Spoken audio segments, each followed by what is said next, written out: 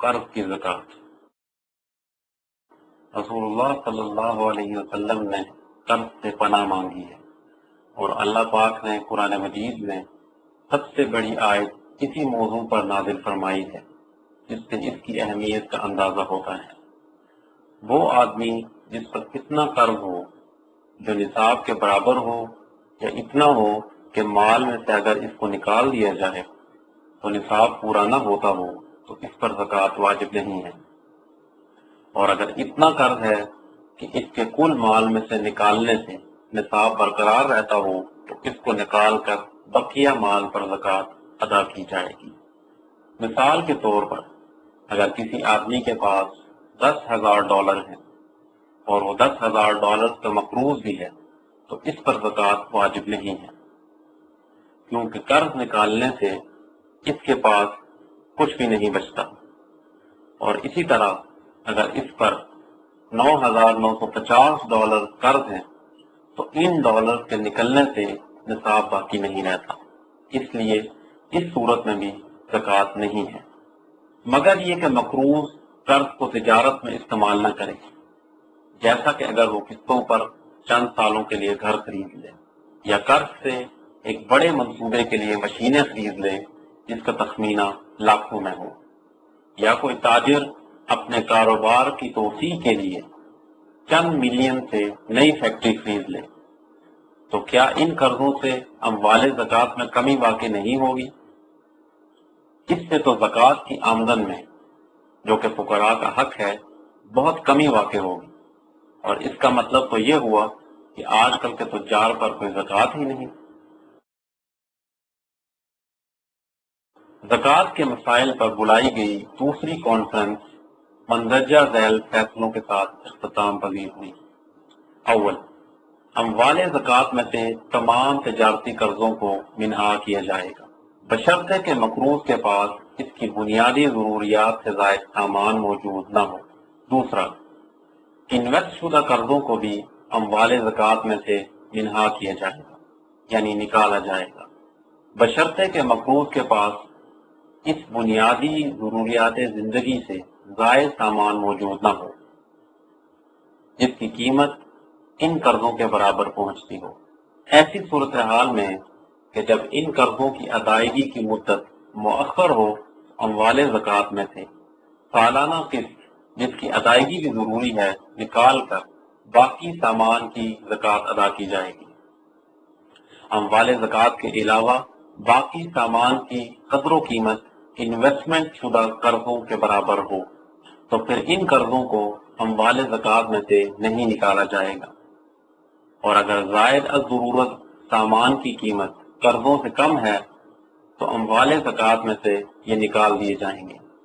اور زکوٰۃ نکالتے ہوئے ان کا اعتبار نہیں ہوگا۔ تیسرا، گھر وغیرہ بنانے کے لیے لیے گئے قرضے جن کی ادائیگی عموماً چھوٹی چھوٹی لمبی قسطوں کی صورت میں ہوتی ہے، اگر قرض خواہ کے پاس سالانہ قسط کی ادائیگی کے بعد اتنا مال رہ جاتا ہے جو نصاب زکوٰۃ یا اس سے زائد ہو، تو وہ اس میں سے زکوٰۃ ادا کرے گا۔ قرض کی زکوٰۃ کا حکم جو دوسروں کے ذمے زکوٰۃ دینے والے کے لیے واجب ہے۔ اگر قرض کی نوعیت کچھ ایسی ہے جس کی ادائیگی بظاہر ناممکن نظر آ رہی ہے،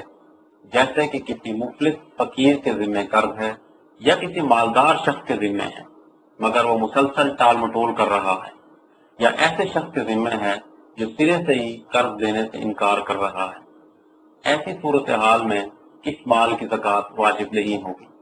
بلکہ جب کبھی یہ مال مل جائے گا تو 1 سال کی زکوٰۃ ادا کی جائے گی۔ اگر قرض کی ادائیگی ممکن نظر آ رہی ہے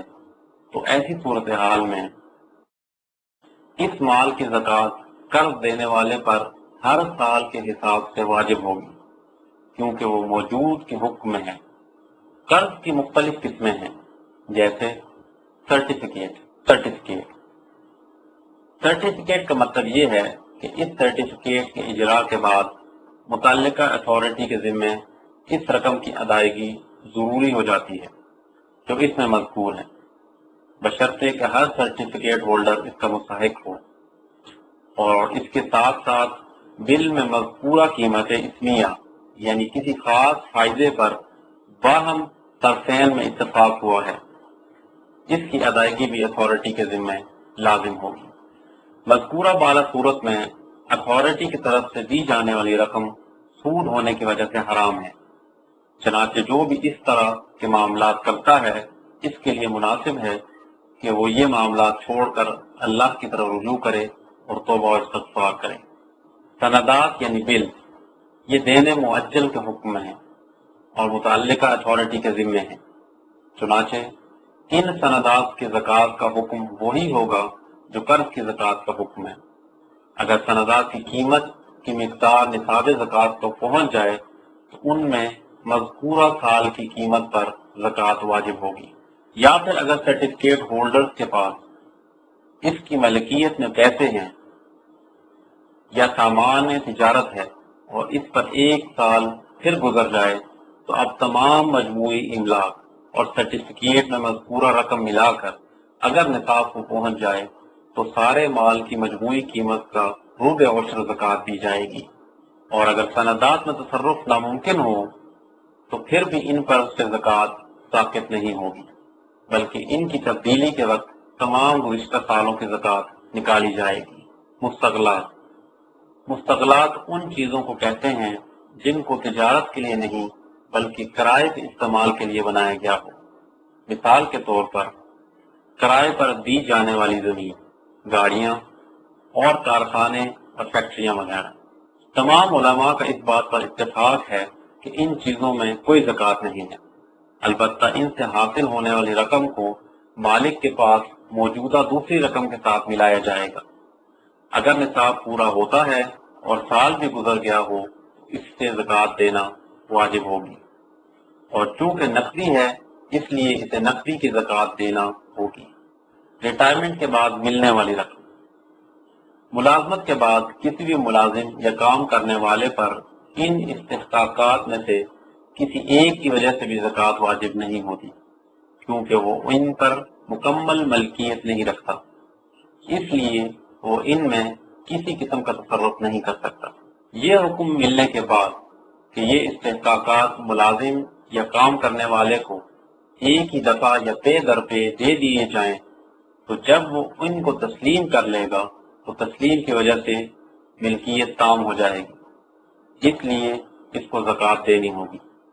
اور زکوٰۃ کی پہلی کانفرنس میں یہ بات طے ہو گئی ہے کہ ملازم اس حاصل شدہ مال کو اپنے پاس موجودہ مال کے ساتھ جمع کرے گا۔ اگر نصاب پورا ہو گیا اور اس پر سال بھی گزر گیا تو اس پر زکوٰۃ دینی لازم ہے۔ تامین ان اموال کو کہتے ہیں جو کرایہ دار یا کرائے پر چیز دینے والے کو اعتماد کے لیے پہلے سے ہی دے دیتا ہے۔ کرایہ دار پر ان اموال کی کوئی زکوٰۃ واجب نہیں ہے، کیونکہ یہ اموال اس کی ملکیت میں نہیں، اور زکوٰۃ کے وجوب کے لیے مکمل ملکیت شرط ہے۔ حقوق معنویہ کسی انسان کے غیر مادی چیز پر تسلط کو کہتے ہیں، چاہے اس کا تعلق اس کے ذہن کی پیداوار سے ہو، جیسے مصنف کا حق اس کی لکھی ہوئی علمی اور ادبی کتابوں پر، یا سائنسدان کا حق اس کی نئی ایجاد کردہ چیزوں پر۔ کتاب لکھنے یا نئی چیز کی ایجاد میں ذاتی طور پر زکوٰۃ نہیں ہے، البتہ ان سے حاصل ہونے والے فائدے اور منافع میں زکوٰۃ ہے۔ ان اموال کو وصول کرتے ہی ان پر کوئی زکوٰۃ نہیں ہے، البتہ جو وہ وصول کرے گا اس کو اپنے پاس موجود بقیہ مال کے ساتھ ملائے گا۔ اگر نصاب پورا ہوتا ہے اور اس پر سال بھی گزر گیا تو پھر وہ زکوٰۃ دے گا،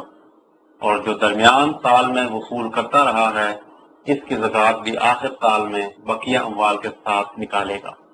اگرچہ ان پر سال نہیں گزرا لیکن وہ چونکہ فی الجملہ نصاب کا مالک ہے تو اس لیے وہ زکوٰۃ دے گا، اور زکوٰۃ کی مقدار نقود والی ہوگی، یعنی 100 میں 2.5% کے حساب سے زکوٰۃ دے گا۔ وہ مال جو اپنی ذات کی وجہ سے حرام ہو وہ زکوٰۃ کا محل نہیں ہے، یعنی اس کی زکوٰۃ دینی جائز نہیں ہے، کیونکہ وہ شریعت کی نظر میں مال ہی نہیں ہے، اور شریعت کے مقرر کردہ طریقہ کے مطابق اس سے چھٹکارا حاصل کرنا ضروری ہے۔ وہ مال جو اپنی ذات کی وجہ سے جائز ہو لیکن اس کو حرام طریقے سے حاصل کیا گیا ہو، تو جس نے اس مال کو حرام طریقے سے حاصل کیا ہے اس پر اس کی زکوٰۃ نہیں ہے، کیونکہ اس کی ملکیت اس مال پر کامل نہیں ہے اور زکوٰۃ کے وجوب کے لیے کامل ملکیت شرط ہے۔